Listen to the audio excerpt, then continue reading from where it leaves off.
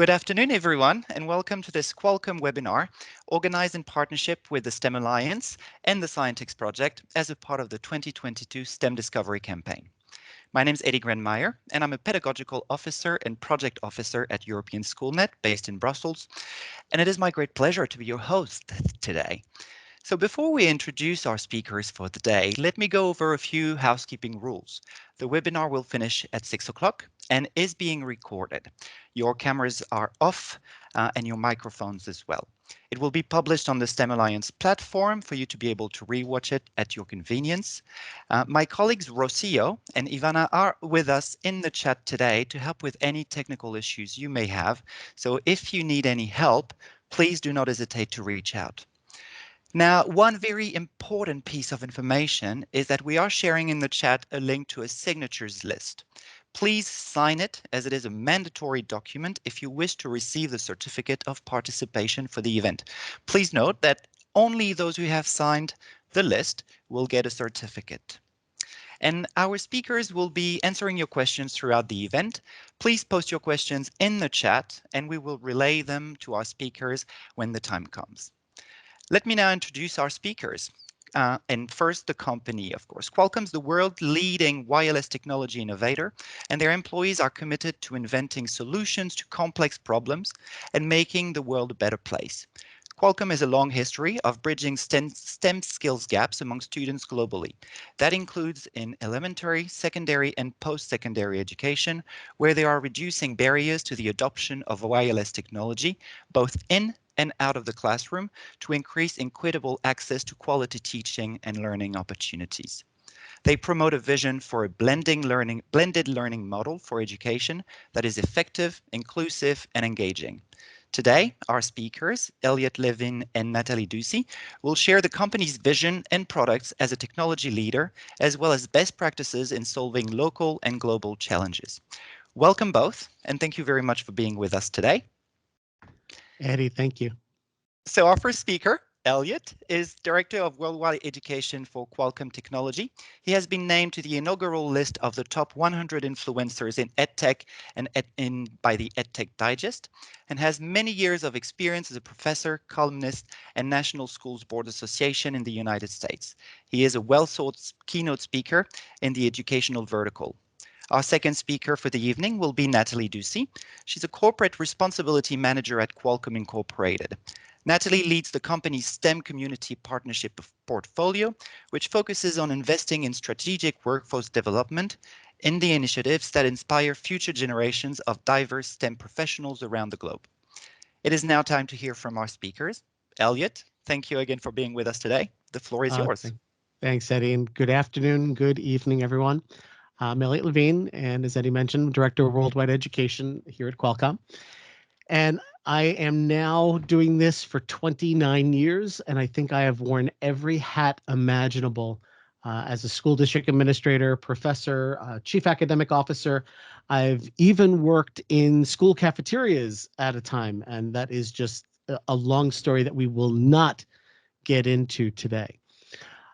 What I'd like to do for this first 20 minutes or so is have a conversation, discussion really around connectivity and how it's going to empower more students globally to really untether their learning.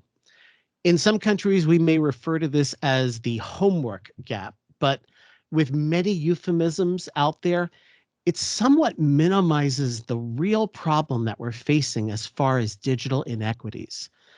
And that's why we really want to refer to today's challenge and the objective as digital liberation.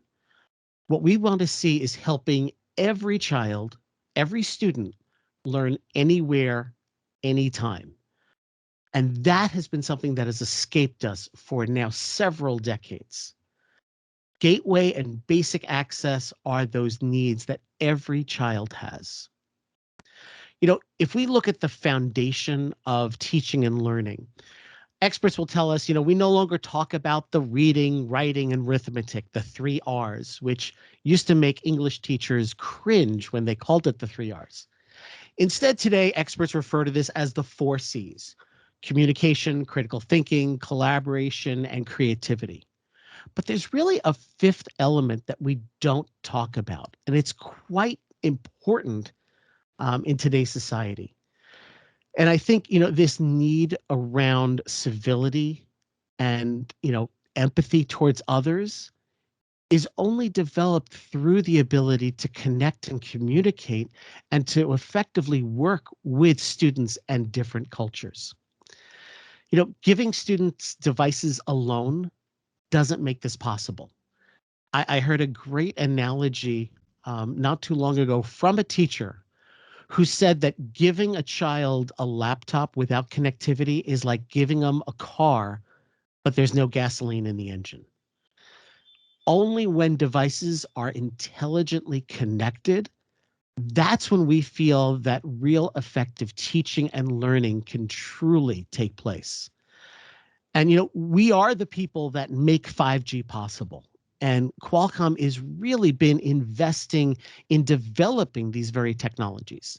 So whether it's our Snapdragon processors found in smartphones from companies like Samsung, Motorola, or our 5G modems that you'll find in iPhones, our technologies over the last several decades has truly changed the way the world connects, computes, and the way it communicates.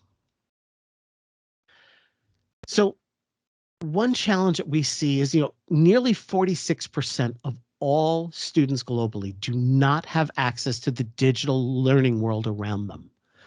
And a study conducted by both Qualcomm and from Project Tomorrow looked into this issue deeper to really try to understand the related problems that are only highlighted by this recent pandemic.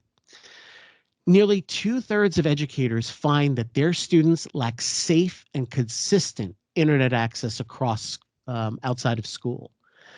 But even in this rush to secure devices in different countries, we still find that something as simple as battery life has been an ongoing problem.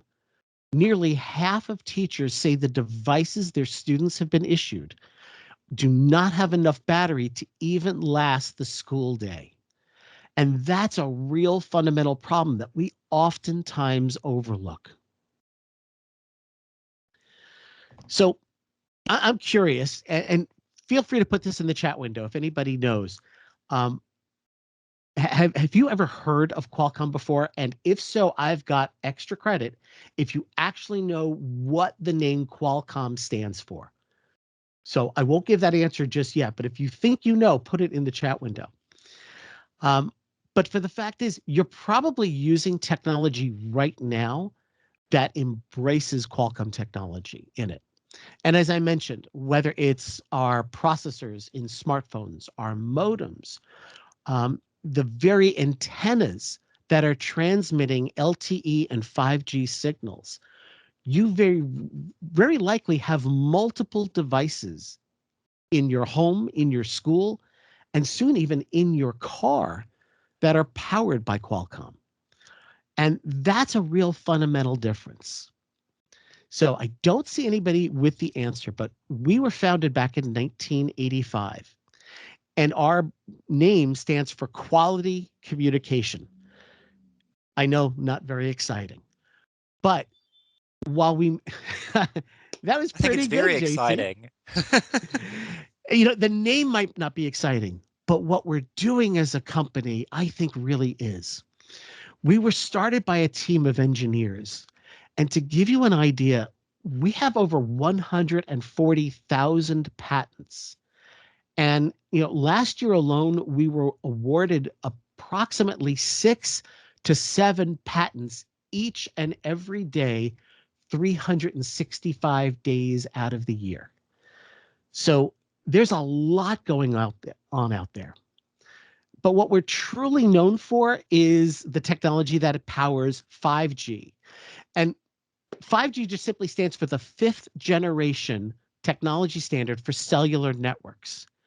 As a company, we invested over $65 billion US in the research and development to make 5G a reality. And yes, before anybody asks, we are fully working on the 6G or the 6th generation standards as well.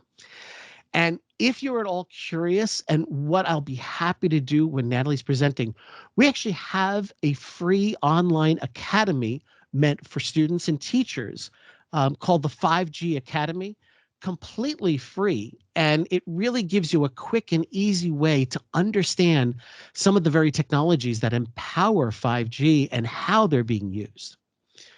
But really what excites me so much is that we're taking these technologies typically found in smartphones, and we're applying those same principles now to computing. And this new generation of education laptops, tablets, and Chromebooks, they've just been launching over the past year, and they're already having significant impacts on teaching and learning. And I'm going to get into just some of the ways that that is really making an impact. You know, it's interesting. Some people may have a knee-jerk reaction when I say, hey, we're going to take that same processor power we had in our smartphones, and we're going to apply it to a computer. Well, some people may think, well, you can't do the same amount of work on a computer that you could on a smartphone. Well, in fact, you could do so much more. For example, let's take the $85 million helicopter currently flying on Mars called Ingenuity. NASA leveraged our Snapdragon 801 processor built in 2014 to help fly this helicopter on Mars. And not only can it handle all of the complex instructions, because it needs to adapt for wind shear and altitude adjustments, things that can't be done via remote control from Earth. Because if a wind shear were to come along, and by the time the signal got from Mars to Earth and back, the helicopter would have already crashed. So that helicopter has to think for itself based on its natural surroundings. So not only does it handle all of that complex work, it does it while using far less power. You'll see here on the very top of the helicopter this little fixed pad, and that's the solar panel. And the only power getting to this helicopter is from solar recharging. So we're doing all this complex work, but we're doing it with far less power consumption. And also something that you'll never see on a smartphone that you'll oftentimes see on a laptop. There's no cooling vents. There's no fans. There's no fans blowing. And that's because we generate far less heat on our devices as well. So for over the last 2 years, we've had system leaders, teachers, students in every corner of the world come together to really demonstrate the remarkable energy and passion and resiliency that education has always been known for. We had, as teachers and faculty, we've had less information and resources than anyone could have ever imagined. And yet, despite all that adversity, educators showed up for their students every single day. And for many educators, this pandemic has only highlighted a grim reality that we have known for way too many years. Before anyone ever heard of the term COVID-19, we were all facing the digital divide. And we have talked about this divide since the 1990s. And I myself started working in the lower level, because we never said basement, of a middle school in New York in 1993. And today, still 1 billion children globally lack internet access at home. Nearly half of the classrooms around the globe still cannot participate in digital learning. And even here in the US, we still find that 30% of students lack a device, internet access, or both. And this past year, we have seen a lot of students be connected across the globe, but we've barely started to make an impact on all the numbers of children that continue to struggle. So we know that the benefits of education extend well beyond the classroom walls, and they don't begin and end with the classroom and the school bells. So we have to kind of reimagine the way we're using technology in the classroom and at home. And it's going to require schools to really focus on a period that not only addresses this digital divide that has become even more pronounced in the last 2 years, but we have to reframe our thinking in terms of success in the form of digital adoption, because we have children that have now fallen behind 1 and even 2 years in their learning. And this assumes that they were all learning at grade level already. So now more than ever before, we need to really define success as a significant digital impact for children. Really, if students are to learn both at school and at home, we can't assume that internet access or even electricity is readily available, because public education, internet access, electricity, in our mind, all three of these things are and should be considered a basic human right. On the left of this screen here, you're going to see a number of different reasons why the status quo wasn't working. And, for example, a lot of schools were handing out hotspots or encouraging children to access, Wi-Fi anywhere they could find it. And we have found numerous problems with hotspots, children removing SIM cards, devices being lost, or unsecured Wi-Fi access posing security threats to schools, businesses, and other institutions. Well, here at Qualcomm, we're leading this new generation of what I would call always on, always connected learning devices. That laptop, that Chromebook, not only can it always be running because it's got incredible battery life, but in fact, it's embedded for students with 4G LTE connectivity. For teachers, it could be with LTE or 5G connectivity, making it easier for schools to manage connectivity.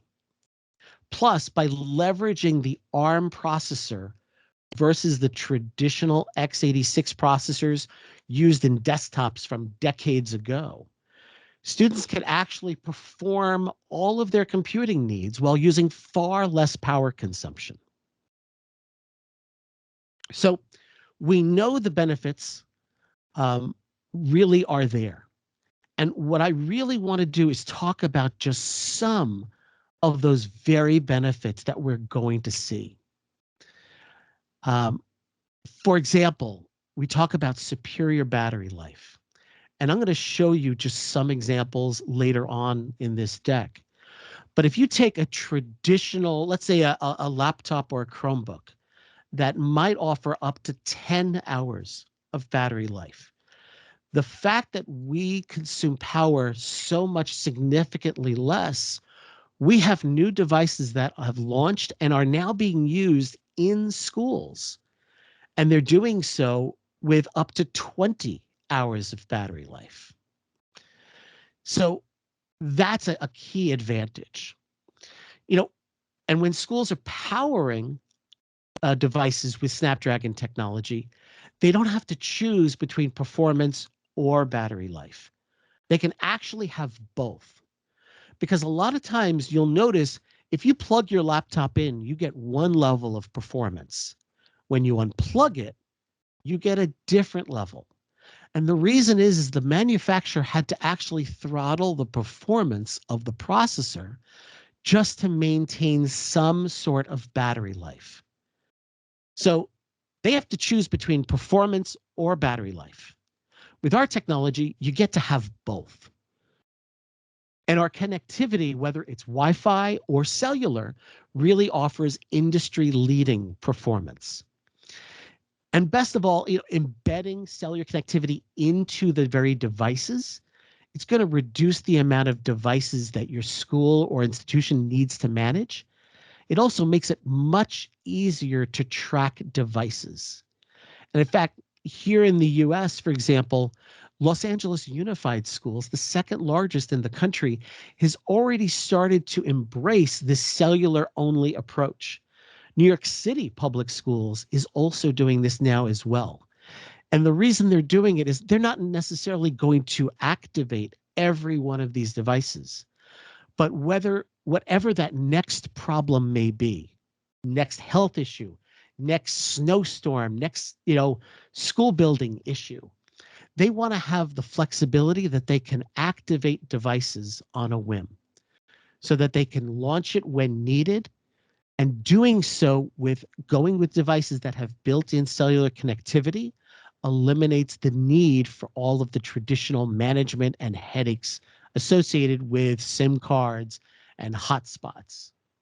So it can be much better for everyone. But I want to give you a concrete way in which you're going to see a battery life improvement. And these are tests that we have done here at Qualcomm. There's also an independent test done by a group called Hot Tech. And in this example here that we did ourselves, we took a traditional Chromebook running an x86 chip, and we took our Chromebook. And our Chromebooks are made by the same manufacturers you already know. Same brightness level on the screens, and both turned on their webcams. And you'll see here that the x86 Chromebook lasted 4 hours and 30 minutes, whereas the Snapdragon-based device, which if I put up two machines, you couldn't tell the difference. But because of one little chip change inside the unit, that device, instead of lasting 4 hours and 30 minutes, lasted almost 11 and a half hours under the same exact conditions. So that's the sort of real life learning impacts that we're going to be seeing as far as this advantage of technology. And the best part, I think, about the Snapdragon processors, you don't have to change the computer manufacturers your schools are working with. There's a growing number of computer manufacturers that are now offering Snapdragon options for education devices. And we're going to see many more of them in 2023. They also see the advantages of longer battery life, cellular powered devices to really make digital liberation a reality across the globe. So hopefully the company that your local school works with is on this list. And if not, we should be talking to them. We're not only innovating when it comes to smartphones and computing devices. For education, we're innovating just overall modern education experiences with 5G. Supporting schools with fixed wireless broadband. We're enabling carriers to expand internet access with affordable alternatives. And areas such as autonomous driving could someday make school buses even safer for children. We're even bringing our advancements in virtual and mixed reality, Internet of Things, as well as Internet of Everything, and smart classrooms, as well as cloud artificial intelligence. There's a lot of different areas that we have currently being developed that may someday impact teaching and learning as we know it. But probably one that you're most likely to see and experience in STEM, our teams are really committed to nurturing innovation and truly stimulating inquiry.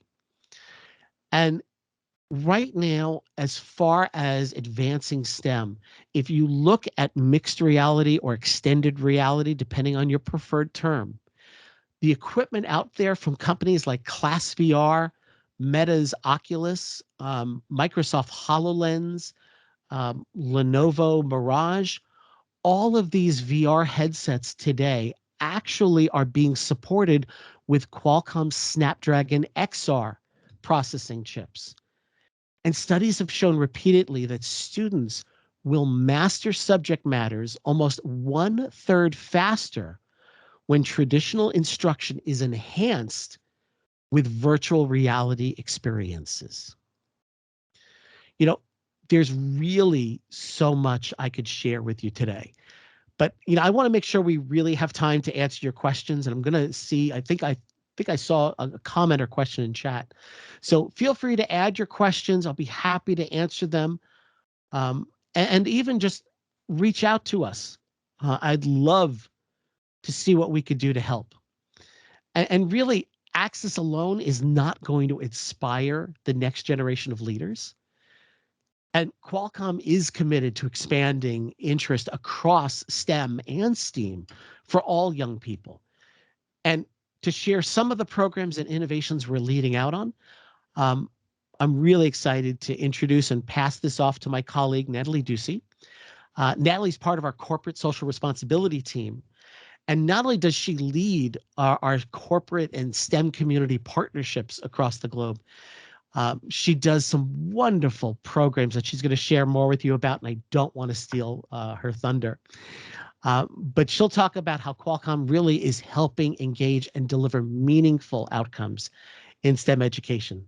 So with that, Natalie, the floor is all yours. Thank you so much, Elliot. And thank you for having me, STEM Alliance. And thanks to everybody that's on the call today for spending your time with us. I'm going to go ahead, as Elliot mentioned, and talk a little bit to you about some of the really exciting STEM education efforts that we have underway at Qualcomm as it relates to our corporate responsibility efforts. So again, my name is Natalie Ducey, and I have the privilege of overseeing our STEM community partnerships at Qualcomm. And, as Elliot mentioned, Qualcomm, we're about 50,000 employees across the globe, several different offices. And, we really focus our corporate responsibility efforts in a few key areas. And so I want to talk a little bit about our commitment to STEM education and what that looks like and how it shows up for both students and educators in the community. So on this slide, really just wanted to point out some of the focus areas that we have as a team. Elliot touched a lot on our purposeful innovation and how some of our technology and our innovations are really deriving innovation in industries like education and really enabling some really great things in education. But STEM education itself is a material issue for Qualcomm. And when I say material issue, it means that we make significant investments in this space to make sure that we really are, as Elliot mentioned, creating a diverse workforce pipeline of innovators across the globe. We also really focus on our people and our responsible business, but today I'm going to talk really just about STEM education and our efforts that we have underway there. So in 2020, we established a 2025 goal for STEM education. We really talked internally as a team and said, what's the impact that we are looking to make? And so we established this goal to inspire 1.5 million students and teachers across the globe through our STEM initiatives by 2025. It was a really ambitious goal. We knew that we had our work cut out for us, but we felt that we could work with our partners and work in collaboration throughout our ecosystems to really meet this goal. So far, we've made really great progress. We're about a third of the way there. And so far, we've been able to impact over 560,000 students and over 11,000 teachers and educators to date. And I'm really proud of the work that me and my team have done to really get to those numbers so far. So when we look at our strategic STEM investments, we focus in on 4 pillars. And these 4 pillars really help us to think about, how do we make investments? What's the impact we're looking to make? And one of them that we've already talked a little bit about and is appropriately named as part of this session is bridging the STEM skills gap among students globally. And what does that look like? So we do that through some of our technology, some of our programming, but we feel it's really important to make sure that students really have those STEM and technology skills as they go through their education path. We also focus on engaging women and underrepresented minorities in STEM fields. We have a really strong focus on making sure that there is equity and representation in STEM, and I'll talk a little bit more about that. We also look at building STEM capacity among teachers and educators. We feel it's really important to make sure that teachers have the tools they need to be successful when it comes to really thinking about STEM education and how that gets delivered in their classrooms and to their students, whether that's in an in-school capacity or after-school capacity. And then leveraging our employees as STEM ambassadors in our communities. This is one that we're really passionate about. As I mentioned, we have 50,000 employees across the globe, and several hundreds, if not thousands of them, volunteer in our communities, in classrooms with students, to really make sure that students have great role models and that they are providing their technical expertise and really their experience and showing students, what a career in STEM can really look like. So why are these investments important for Qualcomm? I think it's an important slide that I just want to touch on briefly, because I think, there's a lot of companies making investments in STEM education, and especially tech companies. And I think, one of the big reasons why this makes sense for us, and we've been investing in our future workforce needs since our founding in 1985. But we know that demand of jobs in high tech fields will just continue to grow. And I think we're all experiencing that now. Technology is something that is not going to go away. And if anything, is just going to continue to be more relevant in our lives. We've seen the power of 5G and how that will enable economic growth and jobs that don't even exist today. And, I think about things like AI and some of the, capabilities around robotics that exist today. We would have never thought that those jobs existed 10 years ago. So I think we're going to continue to see jobs that don't exist. And how do we prepare students to enter a workplace with those basic STEM and technology skills? I think is really important. There's also a lot of benefits to early engagement and mentorship, especially for underrepresented minorities in STEM. There's a lot of data and research that points to being able to engage students early on, and how that really makes a difference in terms of how students really perceive, themselves within a STEM career or a STEM profession. And this infographic here is just a little bit about how we think about workforce development as it relates to K through 12 STEM programs. And I put, the example here is FIRST Robotics, because it is a global STEM organization, but we have several programs that we invest in. But it's really important because I think, a lot of how I talk about our investments in STEM education within industry is very similar to how our engineers talk about research. When I think about 5G, we were making investments in 5G research 10 years ago, but they actually aren't coming to fruition until today. And so I use that analogy a lot because I think it's very similar to how we make investments in STEM education. We're making investments in the K through 12 space that really won't come to fruition 10, 15 years later, when those students actually come through their educational pathway and they're eligible to be working in a company like Qualcomm. So this infographic, I think, does a really nice job of kind of showing how we keep those touch points with students as they evolve through their career pathway, through higher education programs, through our internship programs, and then eventually landing full-time employment jobs at Qualcomm. We do have a homegrown STEM program that I think is really great, and I wanted to touch upon it here. Our Qualcomm Think a Bit Lab was started in 2014. And this program was really born out of our HR group, who saw the need to make sure that students were really connected to the skill sets that our engineering teams were really looking for. And so we started Qualcomm Think a Bit Lab as a way for students to engage with hands-on engineering, explore careers within STEM through the world of work, and then also invention. As a company of inventors, I think it was really important for us to make sure that we were shedding a light on invention and sort of demystifying what invention is and what it looks like. A lot of students think of invention and it's Thomas Edison or, these these men in white coats that maybe have a pocket protector and a calculator. And so really demystifying for students what invention is, what it looks like. And I think we've done a really great job through this program of really engaging students to really think critically and to come up with inventions that solve real world problems. And so this is a program that we've seen significant growth in, that we do operate across the US and also a few international locations.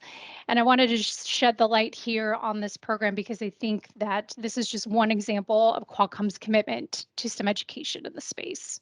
So how do we work with students? You know, I mentioned a little bit about our Qualcomm Think a Bit Lab, but I wanted to call out a few other programs here that we make investments in that I think are really impactful, and that I think would be relevant to this group of educators. So First Robotics is the world's leading youth-serving nonprofit advancing STEM education that operates currently in about 110 countries across the globe. And Qualcomm is actively supporting programs in 10 countries and also engaging employees in those 10 countries to offer mentorship through that program. And what I love about this program is that we've been able to see first students actually come through our workforce pipeline as interns and also full-time employees. And so we are seeing an immediate return on those investments as it relates to our workforce. And what we find is, these students that go through programs like FIRST or Venture Well, and I'll talk a little bit about that in a minute, they're more prepared. They come into these educational settings, whether it's higher education or into the workforce, and they are more confident. They know how to talk to mentors and adults because they've been going through programs that have a mentorship component, and they're not afraid to collaborate. They're already collaborating in these after school environments or in these competitions. And I think that really sets students up for success when they are ready to enter the workforce and work for a company like Qualcomm. So we do see really a significant advantage for students going through these after school programs and how they come through our workforce pipeline. We also make investments in summer camps, field trips, mentorship, and we actually have a Qualcomm ambassador program specifically focused on making sure that we're matching our employees with those volunteer opportunities within the community. And so we actively leverage that program to plug in our employees across the globe with regards to our STEM investments, but also the organizations that we're supporting in those communities. And then last but not least, we do offer scholarships and stipends to students looking to enter STEM fields. So we have a scholarship program that's established at the San Diego Foundation that we provide scholarships to students that are looking to pursue those STEM fields, but then also the stipends for students who may have a barrier or a financial situation that requires them to, that may be preventing them from entering, a program or, the workplace. And so we really look at stipends as a way to sort of eliminate barriers to entry for students. And I think, that's something that we're really proud of. And I want to talk a little bit about how we work with educators, especially because this is an educator audience. But there's a couple different ways that we're working with educators across the globe. So I mentioned Qualcomm Think a Bit Lab as one of the ways that we're, working with both students and teachers. We also have a Think a Bit Lab resource center, which is completely free. And perhaps when Elliot sends out the 5G Academy link, we can also include in here the Think a Bit Lab Resource Center, which is specifically for educators to think about, STEM programs and STEM curriculum and how that might be delivered into your classroom. So we'll make sure to include that in our follow-up links after this presentation. But we also look at how do we provide educator training throughout all of our programs. So one of our programs, again, a Qualcomm program, is our Qualcomm Wireless Reach program that brings some of these advanced technologies to underserved communities across the globe. And so a lot of our education programs for wireless reach all include educator training as part of those programs because we recognize that the educators are really the ones that are going to be, creating this sustainable program throughout the life of, their students' educational path. So what we don't want to have happen is we go in, we provide funding and computers or an education curriculum to a classroom, and then it goes away in 1 year. So really looking at how do we think about sustainability of our programs, and how do we ensure that our educators are trained to be able to deliver some of this technology and some of this curriculum. So we bake that into many of our grants and many of our community collaborations. We also provide capacity building through some of our programs. One of the examples I list here is our Million Girls Moonshot. That is an initiative that is in collaboration with several companies, NASA included, which seeks to engage 1 million more girls in STEM learning opportunities through a network of educators in all 50 states here in the US. And what I like about this program is it's really taking a systems approach to how STEM education gets delivered throughout, an entire country. And so it's where I think I see the most investments being made by companies is really program focused. This is really systems focused, and it works with the teachers in all of those 50 states to provide educational opportunities, what they call class packs, which are these bite-sized types of activities that educators can bring to their classroom to really engage students in a STEM activity. And it's really one way that we've seen tremendous success with regards to capacity building for educators. And that is a 5-year initiative that we're currently in year 2 with, and again, seeing some really great results through that program. And then last but not least, we do offer financial assistance for educators. One of the examples I list here is through our partnership with the USS Midway Education Programs in San Diego. We work with educators to bring virtual field trips to the classrooms free of charge. So, we recognize that, teachers are always, facing certain challenges when it comes to materials in their classroom or just experiences. And when the pandemic hit, I think we saw an uptick in educators really searching for virtual content that they could deliver into their classrooms. And this was one way that we were able to work with a partner to bring some of that virtual programming into the classroom free of charge. And so my last slide here really just speaks to how we collaborate in the ecosystem. In addition to the investments we're making, with organizations and how we're supporting teachers and educators, it's important for us to really look at policy work and what does that look like. And we've been able to partner here in the US with an organization called the STEM Education Coalition, which is an organization based in DC that's really advancing some of this policy work that supports investments in building a strong and diverse workforce pipeline. And so we've been able to work with them to get in front of government officials, both at the federal, state, and local levels, to really create awareness around some of Qualcomm's solutions, but also our position on STEM education and the importance around making sure that companies like Qualcomm and the government are partnering to bring these types of resources to bear for our students and our educators. We also collaborate, with stakeholders in, this ecosystem. So in the US, we have a national STEM ecosystem, which is a network of ecosystems in all 50 states that we collaborate with.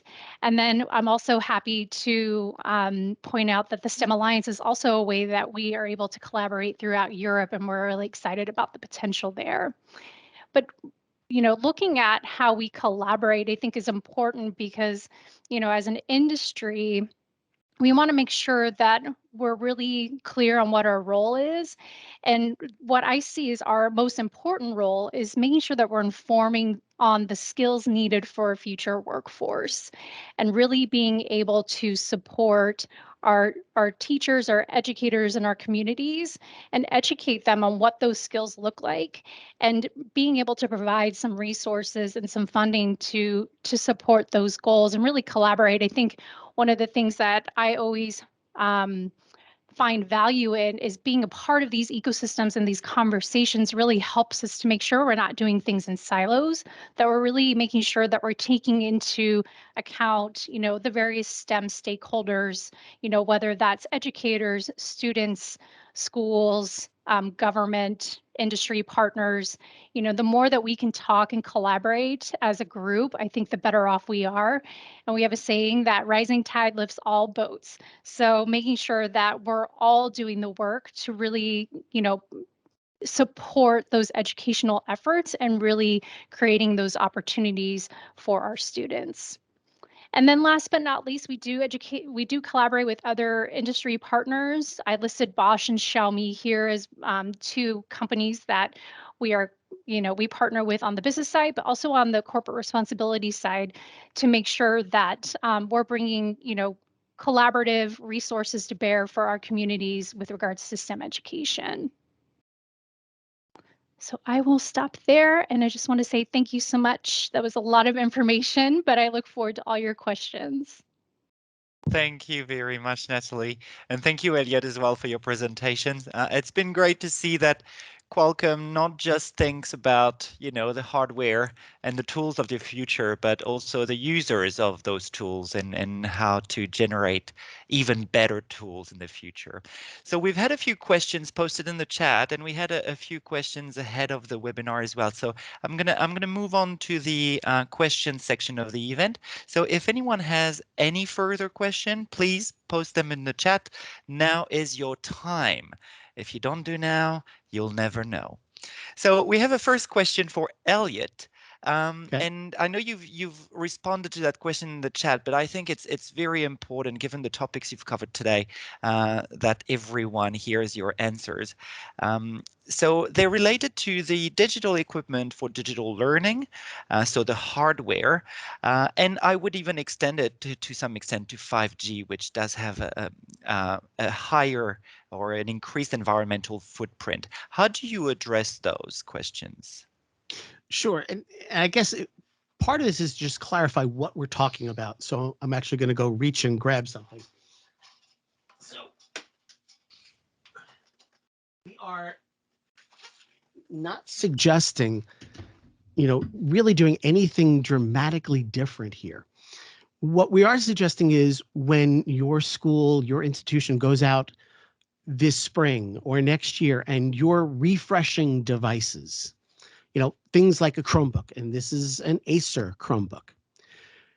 Now, this looks no different from what you're already buying. The only difference is inside, instead of, the legacy x86 architecture, this is leveraging ARM architecture that is really what powers a Snapdragon processor.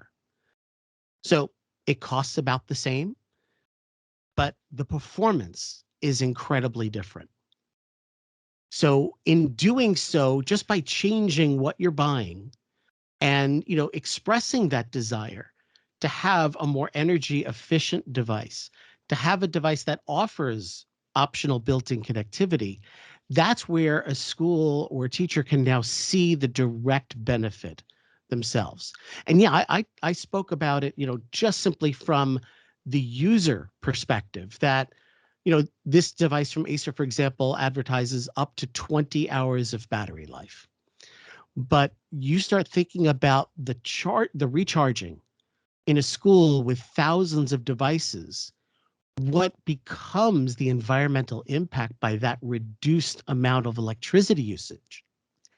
That introduces a whole host of environmental benefits that we didn't even talk about today.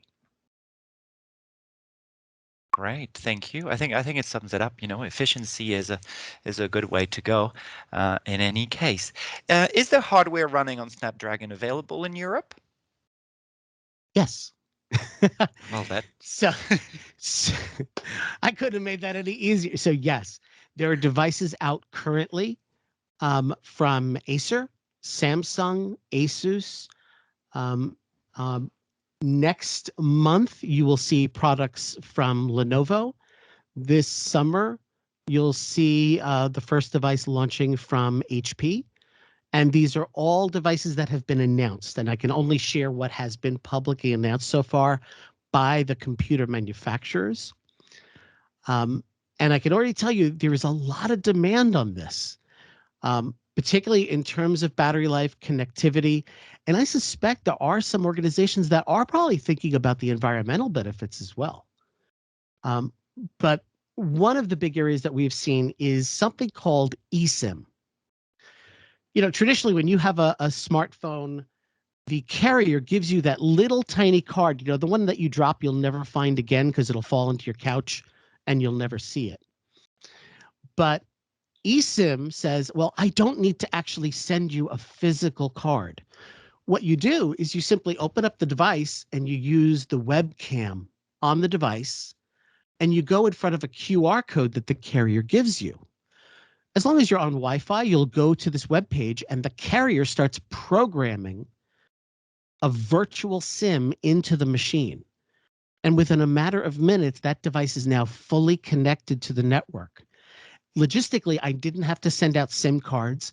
I don't have to worry about some creative child popping the SIM card out of the device and giving it to their older sister or brother, or selling it for all we know. And that data being used not by students for learning, but being used for other purposes. It's only in this device. And if, by the way, I have filtered, if I'm writing a filtering software on the device, it means that I don't have to worry about unfiltered internet access being used from the school account either. So there's a lot of reasons that schools are jumping on this. And we have seen, you know, here in the States, for example, some major school systems that have already embraced this particular technology for just some of those reasons. Great. Thank you very much for that. And I think that was a pretty clear answer. Just one final question. You've mentioned virtual and augmented reality and their benefits for students learning. Can you just briefly explain what the difference is, if there is any, between these two for Sure. people who are less familiar with the tech? And also, do you have practical examples of topics and apps that are supported by Qualcomm technology that can be beneficial for teachers in the classroom? Sure thing. So let's get to the fundamental basics. When we first talk augmented reality, well, actually, let's start with the first one, virtual reality. I'll put on my Oculus headset and I'll be playing a game where 100% of what I see and interact with is now delivered via the screen. So that's what we have typically seen with completely immersive headsets. Augmented reality is more similar to Microsoft HoloLens or now Lenovo's Think Reality glasses, or if anybody remembers the Google Glass project from a few years ago. You're wearing, you know, traditional glasses, so you are able to see the world around you, but now your real world is now being kind of enhanced with some digital content at the same time. So you're not fully immersed, but you're kind of getting supplemental information. Think of it as, from a teacher's perspective, the pull-out model versus the push-in. In a pull-out model, where I take the child out of the classroom, I'm going to surround you completely with digital content. In a push-in model, you're going to be in the classroom, but you're going to have this additional digital information shared. There are a wealth of companies that have embraced virtual reality. And one in particular that I think has gone above and beyond is a company called Victory XR. Because again, as great as the hardware is, it means nothing without great, content that is meaningful. What I love about Victory, and I've used them for many years, in fact, they build dynamic STEM content that really embraces effective teaching methodology. So when you do a frog dissection, you're not just seeing a frog, you're actually seeing a hologram of a teacher. And guess what? That hologram is a real life science teacher. She loves what she does. And you can really see her energy and her passion come out when she's presenting. And it talks you through the process, and you can make mistakes. That's the great thing about virtual reality. go ahead when you're dissecting the frog, forget to put the pins in the frog to pin it to the mat. Because when you take your scalpel to start cutting the frog is going to go flopping on the floor, and then you have to go pick it up. Now, if you do that in real class, everybody's going to be grossed out. Every kid's going to go ew or start laughing. The teacher's going to get frustrated. But in VR, it's a fun experience that reminds you the reality and that you have to think in terms of computational thinking. I have to complete step 1 before I move to step 2. So you're encouraged to make mistakes. And a lot of times we're so concerned about getting kids through the process, we forget that there's so much, learning through play or learning through mistakes that can occur. And virtual reality provides that safe environment to do so. Great. Thank you very much for sharing the link. And we'll forward to all of you who have put your email address in the signatures list. It's a bit self-serving here, but sign the signatures list, and we will share again the resources that have been mentioned today. Now, a question for Natalie. Do you organize mentorship programs outside of the US? We do. So our Qualcomm Ambassador program is growing. We initially started in the US and are continuing to grow that. So right now we have active Qualcomm mentors in the UK, throughout Ireland. We also have some folks in Asia, in China, Korea, Singapore, but we do have employees who are actively mentoring in many countries around the globe. All right. Anything in Europe in particular? Yeah, so I would say, we have a really strong employee base in our Cambridge office, in our Cork office. We also have, I noticed there was a question in the chat about some of the programs and whether they reach throughout Europe. We do have some wireless reach projects that are sort of newer in their existence, but we have a project in Italy that we're working on with 5G smart schools. We also have we're cooking up some programs with the European Schoolnet, both in Spain and Portugal, that I don't want to give away too much because, we're still in the beginning stages of that, but we are working in collaboration there. We actively have first mentors in like I mentioned, our Ireland office, our UK office, and we're looking to expand some of that to Germany as well. We have a new acquisition and office that just opened up there, and our employees have heard about first and sort of the STEM engagement opportunities there. So they're really excited to hopefully bring some opportunities to bear in that office as well. Brilliant. Thank you very much for that. We'll be Mhm. sharing more, keep an eye out for more information on the initiatives for the STEM Alliance. You'll hear about it very, very soon. And one final question before we close up. You have mentioned educator training. Which schools can join into those educator training? Elementary, secondary? Is there any particular criteria? There's no particular criteria. I think our educator training is really tied to our programming, and most of our programming is going to be at the elementary, middle school, some high school level. But I think, kind of going consistently with the theme of early engagement and knowing how important that is for underrepresented minorities in STEM, we tend to focus that educator training at the elementary and middle school levels. But we'll send out some resources to this group, and you can take a look at that, but there's no specific criteria. It's really more or less tied to the programs that we're supporting. Okay, great. Well, thank you very much, both of you, for your participation today and for sharing with us more information about Qualcomm and the educational initiatives that you are promoting. It's been very informative for all of us, and I'm sure teachers will find lots of useful resources, and I'm sure we'll have a lot of fun in bringing virtual reality, extended reality, augmented reality in the classroom. Um, Just a quick reminder, please sign the signatures list if you haven't done so, so you will both receive the certificate and a link to the resources that have been mentioned today. I think all the questions have been answered. I think it's been a very, very valuable training today. So thank you again to both of our speakers, Natalie and Elliot, for taking the time to be with us today. Thank you to everyone, all of our attendees who have joined into this event. Once again, we're very pleased to have you on board, and we are looking forward to our next adventure together for our next webinar.